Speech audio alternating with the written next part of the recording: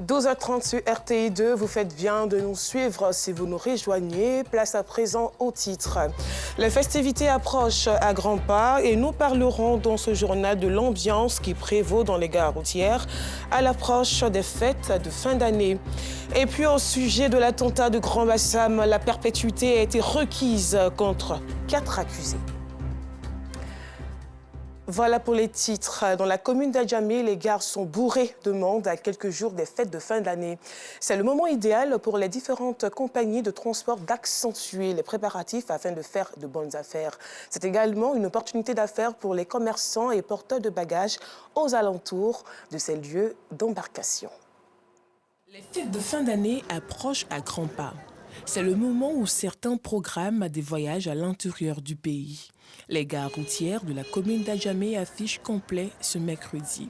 Il est difficile d'embarquer aisément ici, tant les passagers foisonnent dans cette gare. Tous veulent rejoindre leur ville ou village le plus rapidement possible, avec en tête un seul objectif, célébrer les fêtes de fin d'année en famille. Je vais pour les fêtes à Bundiali. La gare est pleine, on attend le car. Je suis pressée pour retrouver ma petite famille. Pour le moment, comme je suis à la gare, on prie Dieu pour qu'on arrive en bonne santé. Dans les grandes et petites gares, on se prépare avec les moyens de bord. Le nombre de cars en partance pour l'intérieur du pays connaît une augmentation en raison de la demande très forte. La fête, on la prépare très bien. On a des cars disponibles pour tous nos clients, pour tous les passagers. Les cars sont disponibles du matin jusqu'au soir. À n'importe quelle heure, les cars sont disponibles pour les clients. Avant la fête, sur la ligne de Daloa, on peut faire 5 ou 6 départs. Mais avec la fête, au minimum, ça n'a rien fait, à la rigueur 10 départs de Daloa. On est rentré en plein dans la fête. Comme vous l'avez constaté, il y a beaucoup de monde.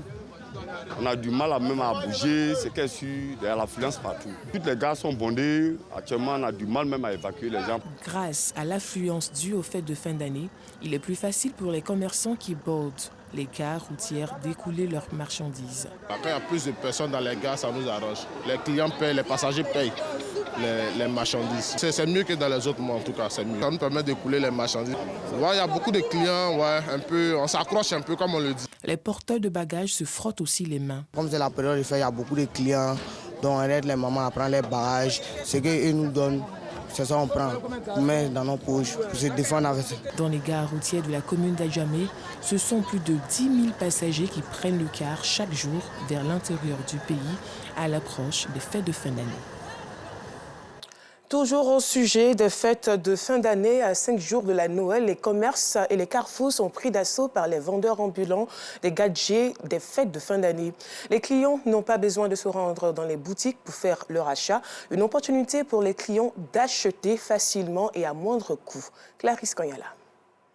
Surchargés de guirlandes, de gadgets de Noël pour enfants, de sapins de Noël, de quoi satisfaire les enfants pendant la fête de Noël. Ces vendeuses ambulantes sont de plus en plus nombreuses à 5 jours de Noël.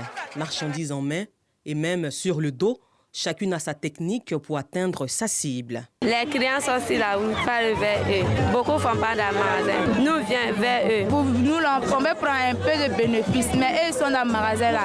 Et ils peuvent faire comme genre beaucoup de bénéfices. Nous, on n'a pas besoin de beaucoup. Voilà, c'est ça qui est la différence. Aïcha vend une centaine de sapins par jour.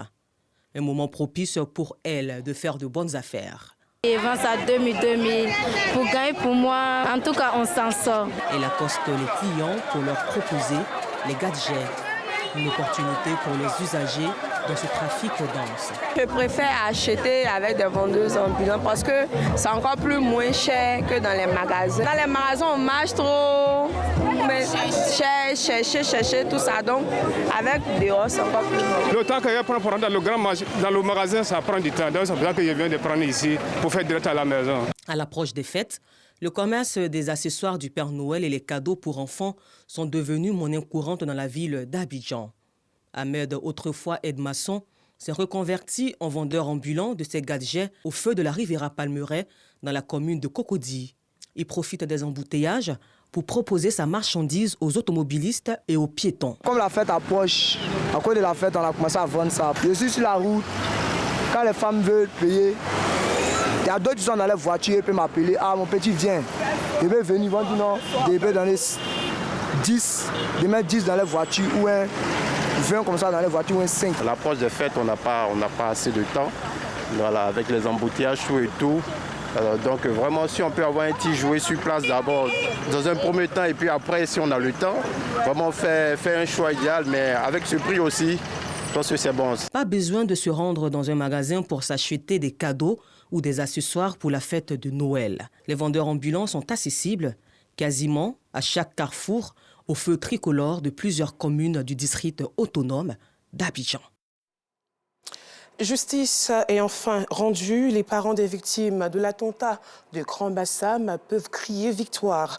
La prison à perpétuité a été requise ce mercredi à Abidjan contre 4 accusés de l'attentat djihadiste de la ville balnéaire qui avait fait 19 morts en mars 2016.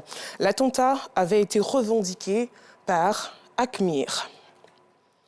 C'est une tradition à la mission évangélique de la Restauration. Comme chaque année, les fidèles se sont mobilisés pour faire de la célébration de moisson une parfaite communion avec Dieu.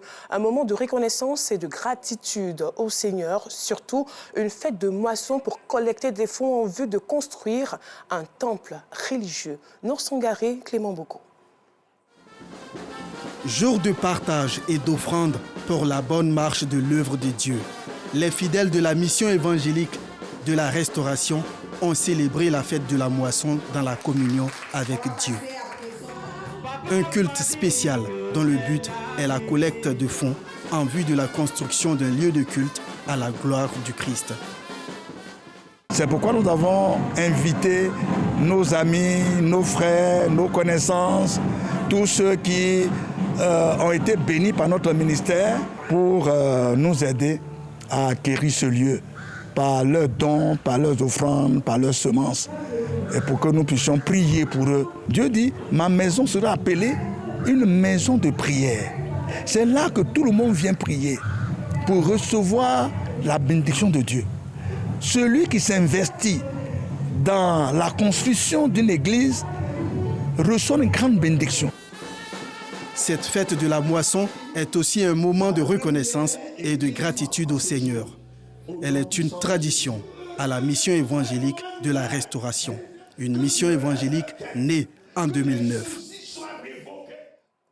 En éducation, du nouveau dans la lutte contre les fléaux qui minent l'école ivoirienne. Nous en savons davantage avec Ido Fofana. Lycée moderne 3 d'Agboville, région de la Niébi-Tiassa.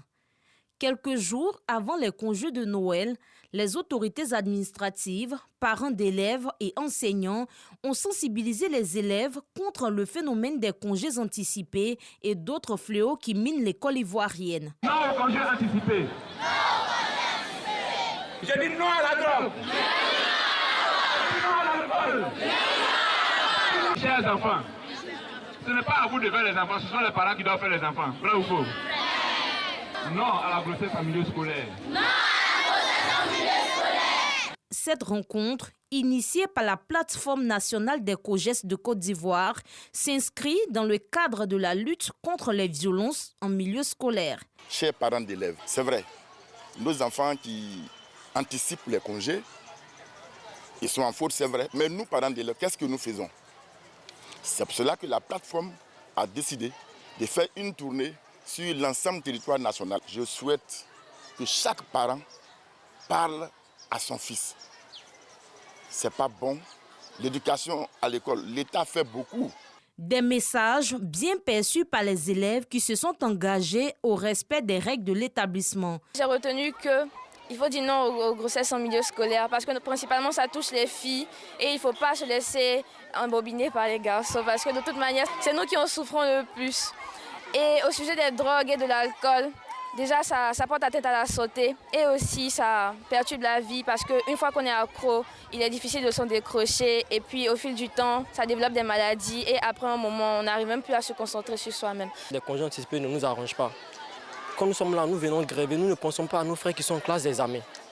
Parce que quand le ministère de l'Éducation fixe son tableau scolaire, ils ne tiennent pas compte des grèves qui vont se tenir. Avant cette rencontre, le président du COJES national a visité certaines salles de classe pour s'enquérir des conditions de travail des élèves et enseignants.